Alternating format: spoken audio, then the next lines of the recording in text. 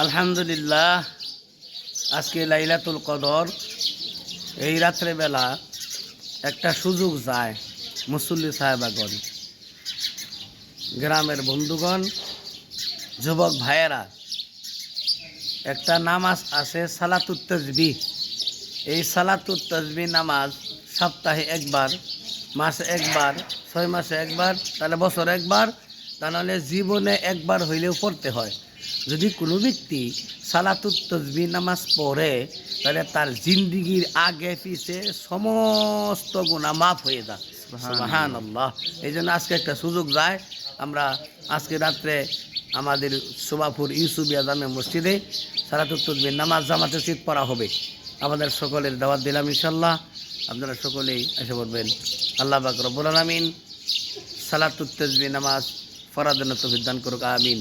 আসসালামু আলাইকুম ওয়া রাহমাতুল্লাহি ওয়া বারাকাতুহু।